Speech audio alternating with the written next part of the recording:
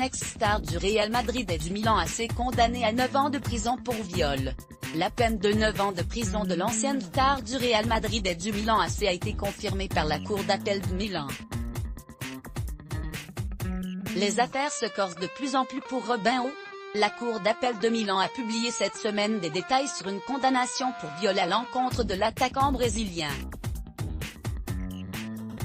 Le tribunal a indiqué que l'ex-star du Real Madrid avait rabaissé et brutalement humilié la victime qui l'avait agressé sexuellement en 2013.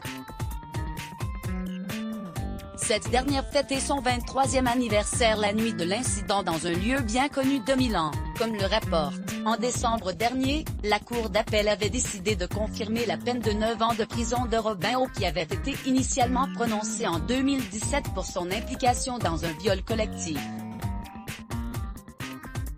La Cour d'appel a également statué que l'ancien coéquipier de Zlatan Ibrahimovic et son ami Ricardo Falco, également reconnu coupable, avait dès le départ tenté d'induire les enquêteurs en erreur en donnant une fausse version des événements sur lesquels les deux s'étaient déjà entendus.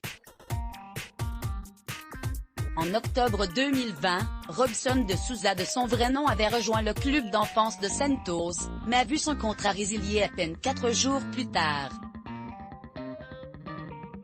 Avait diffusé des écoutes téléphoniques enregistrées par la justice italienne qui ont permis de confondre l'attaquant et ses complices sur cette affaire de viol en réunion datant de janvier 2013. À cette époque, l'un des sponsors du club avait mis un terme à son partenariat avec la formation brésilienne par respect pour les femmes. Le sportif de 37 ans peut encore activer une ultime option légale. En effet, il dispose 45 jours pour faire appel de cette dernière décision devant la Cour suprême de cassation, la plus haute cour d'appel ou la Cour de dernier ressort d'Italie. Il ne s'agit pas de la première affaire dans laquelle est impliqué celui qui a pu évoluer aux côtés de Zinedine Zidane. Soupçonné d'avoir violé une femme dans une boîte de Leeds en janvier 2009, il avait été arrêté, puis relâché sous caution. La rédaction.